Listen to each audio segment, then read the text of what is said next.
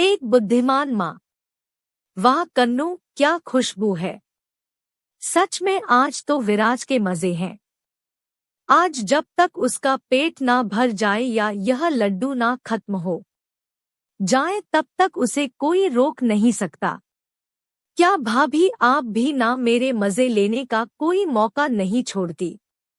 नहीं कन्नू, सच में मैं कितनी भी कोशिश कर लूं लेकिन तेरे हाथों की बने लड्डू और नारियल की चटनी में जो स्वाद है वह आता ही नहीं है। अच्छा अब यह सब रहने दो कन्नू, मैं कर लूंगी।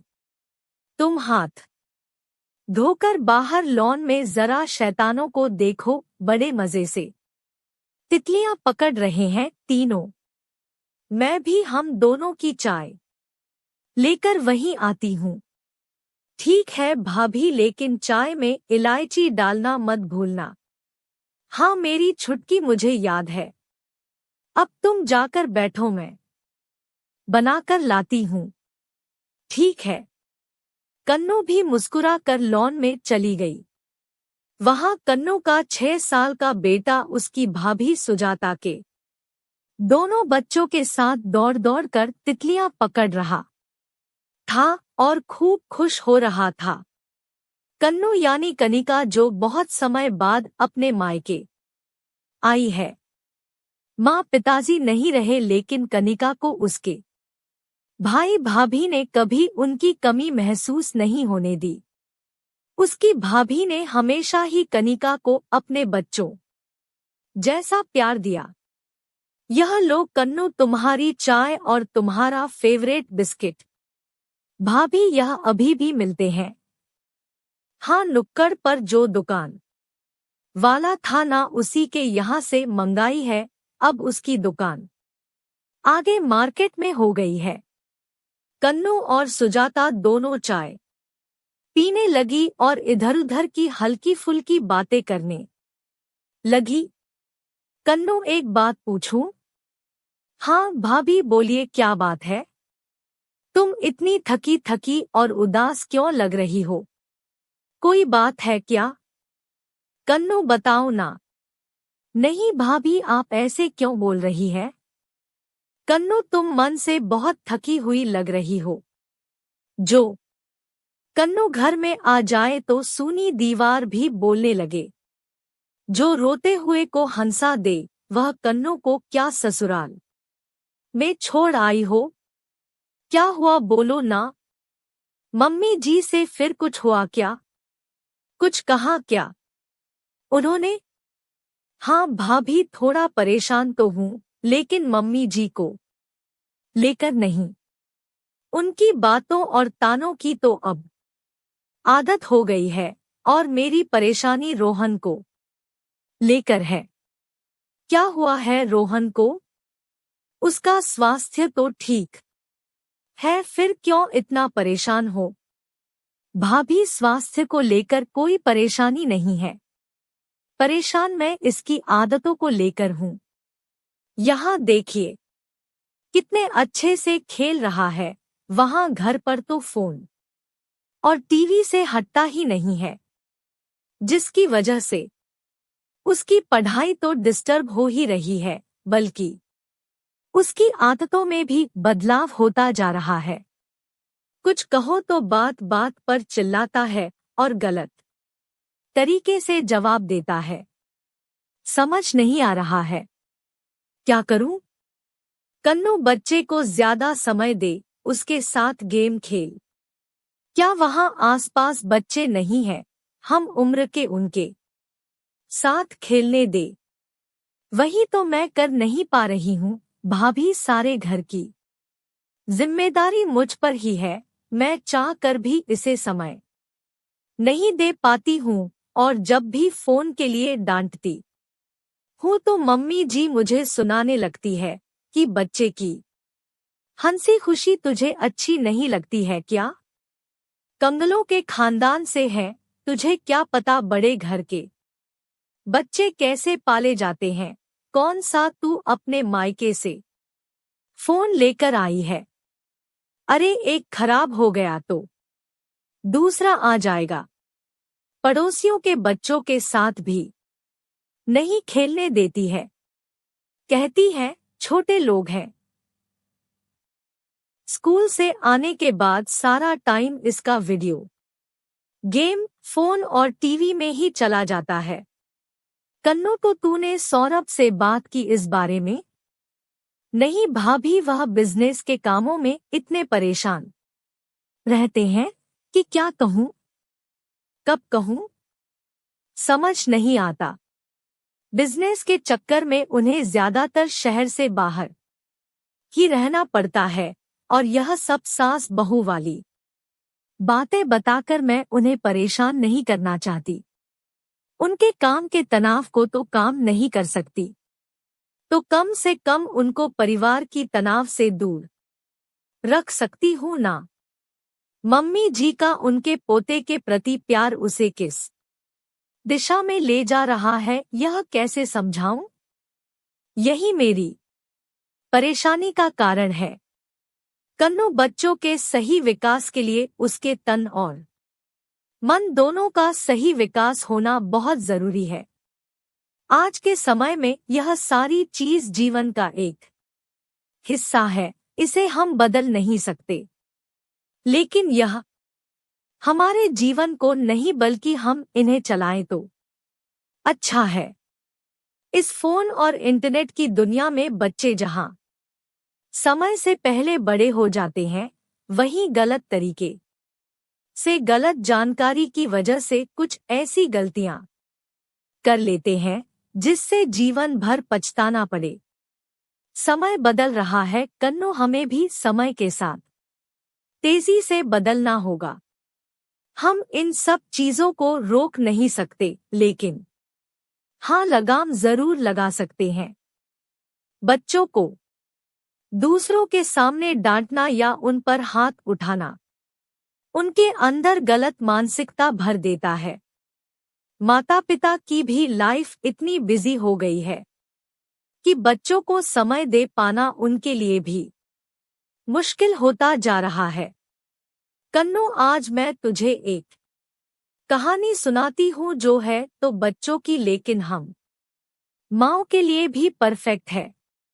सुन, एक बार इतनी जोरदार की गर्मी पड़ी कि पानी के सारे तालाब, नदियां सूख गए। जंगल के सारे पशु पक्षी परेशान कि क्या करें, कहाँ जाए। लेकिन तभी कौवा बोला, तुम लोग ऐसे ही परेशान होते रहो, मैं तो इस तरह की परेशानी से निपट चुका हूँ और तब भी मैंने खूब पानी पीकर अपनी प्यास बुझाई थी और इस बार भी मुझे पानी की कोई परेशानी नहीं होगी। मैं तो चला और तुम सब लोगों में से सबसे पहले पानी पीकर मैं ही वापस आऊंगा। इतना बोलकर कौवा पानी की तलाश में उड़ गया। आसपास के सभी तालाब सूख चुके थे। कौवा भी गर्मी से परेशान हो चुका था। उड़ते उड़ते वह एक गांव के ऊपर से गुजरा तो वहां उसने देखा एक कुएं पर कुछ औरतें पानी भर रही थी।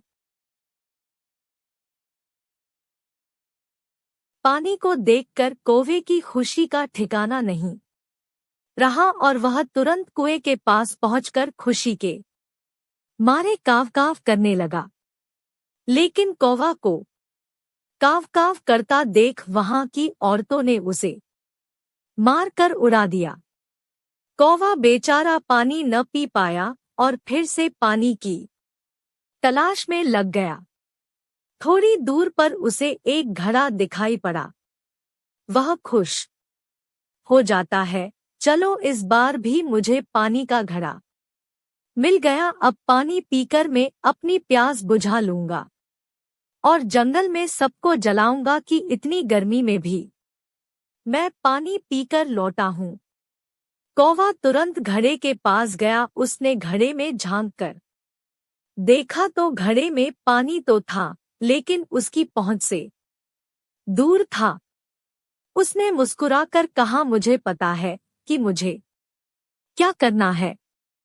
कौवा तुरंत उड़ा और एक एक करके कंकड़ उसमें डालने लगा। कुछ कंकड़ डालने के बाद उसने देखा अब भी पानी उसकी पहुंच से दूर था। उसने फिर से कंकड़ डालने का काम शुरू कर दिया। फिर थोड़ी देर मेहनत करने के बाद उसने फिर से घड़े में झांक कर देखा, लेकिन अभी भी पानी उसकी पहुंच से दूर था। उसने सोचा थोड़ा और कंकड़ डालता हूं, तब पानी मिल जाएगा। वह कंकड़ लाने के लिए उड़ जाता है। वही पेड़ पर एक तोता बैठा था। वह कब से कौवे के इस काम को देख रहा था। कौवे के उड़ने ही तोता नीचे आया और उसने देखा पानी सचमुच पहुंच दूर है। तभी उसने वहीं पास में जमीन पर पड़ा एक स्ट्रॉ देखा। तोता झट से वह स्ट्रॉ उठा लाया और स्ट्रॉ से पानी पीने लगा। उसने खूब पानी पीकर मजे से अपनी प्यास बुझाई। इतने में कौवा कंकड़ लेकर आता है और देखता है कि घड़े का सारा पानी खत्म हो गया है और तोता बड़ी ही चालाकी से पानी पीकर उड़ जाता है। कौवा बेचारा कंकड़ ही बिनता रह जाता है। इसलिए कन्नू, हमें कंकड़ नहीं बिनना, स्ट्रॉ उठा और पानी पी। हम भी आजकल की स्मार्ट माँ है। पुराने समय वाले डांट, फटकार और मारपीट अब किसी काम के नहीं है, बल्कि वह बच्चों को हमसे दूर ही करते हैं। तो तू भी बच्चों के साथ बच्चा बन और जब वह गेम खेले तो उसके साथ थोड़ी देर तू भी गेम खेल और उसके लिए वह सही या गलत है इस बात का ध्यान रख।